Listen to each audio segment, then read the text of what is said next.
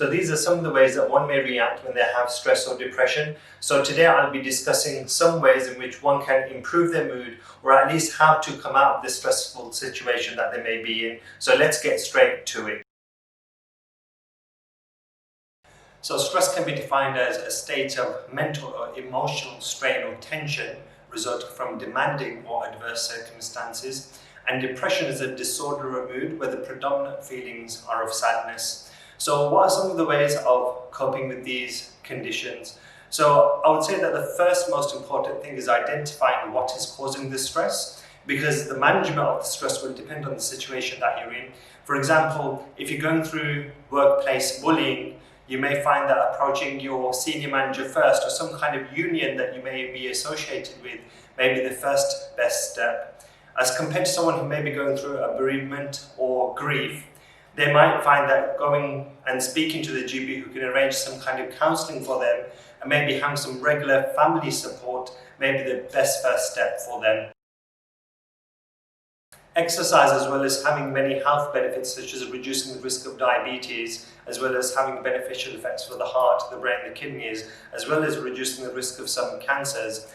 One medical study in the medical journal called the Lancet, looking at the relationship between physical exercise and mental health, found that there was a reduced mental health burden with all types of exercise.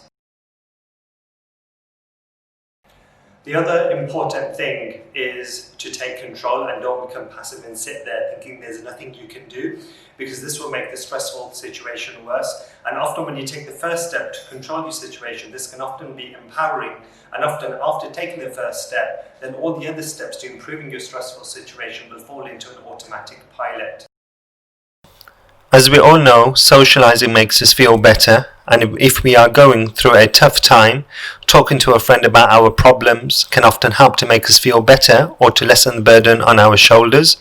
One Chinese study in the beginning of the coronavirus epidemic, looking at the link between social support and psychological distress, found that individuals with high levels of stress had lower levels of social support. So it's important to surround ourselves with those who can help to lift our mood. You should also avoid unhealthy habits, such as smoking, drinking too much alcohol, or drinking too much coffee. And coffee is that beautiful word that can often coax us out of bed every morning.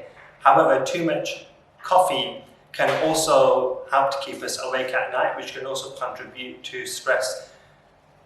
Caffeine inside the coffee has also been shown to produce stress hormones because it's strongly associated with the hypothalamic pituitary adrenal glands, or the hypothalamic pituitary adrenal axis, which is involved in the stress response. You should also work smarter and not harder. This means prioritizing your work. This means concentrating and focusing on the tasks that are the most important in the day and completing these first. The least important tasks can wait. This can give one a sense of relief when they've completed the most urgent tasks of the day, whether it's signing off a bill or completing an assignment. You should also have something what I call me time, which is when you take out some time from your daily busy schedule, which is usually a contributory factor towards stress, and you mark on your mobile phone calendar 1 or 2 hours in the weekend or the week where you have me time, which may include just reading a book, going out with your friends, relaxing, going to have a massage, or watching the movie. You should also challenge yourself to do new things.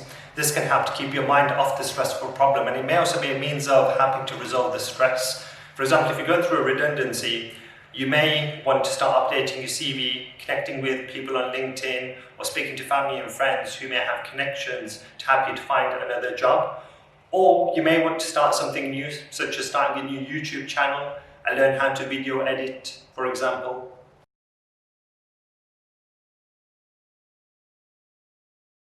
Helping people, whether it's through charity or some kind of volunteer work, is also a means to improving your mood and beating stress. Often helping people can be rewarding. However, at the same time, when you help people that are in a worse situation than yourself, it can help to put your problems into perspective. You should try to accept things that you can't change. For example, if you've gone through a redundancy, then it's very unlikely that you'll be able to get your job back. But as I mentioned before, it may be a good idea to start updating your CV and connecting with people. And you may find yourself in a better job than the one that you were made redundant from.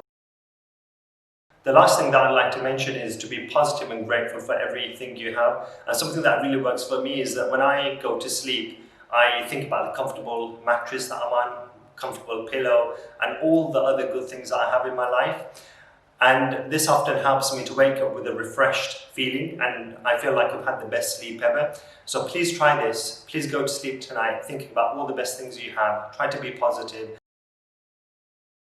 And let me know how you feel in the morning by leaving comments in the YouTube description below. So in summary, there are many ways to cope with stress, and often this will depend on the situation you find yourself in. You should start taking some time every day, even if it's 1 hour a day, for exercising and socializing. Please check out some useful links in the YouTube description below of how one can cope better with stress and depression. Thank you.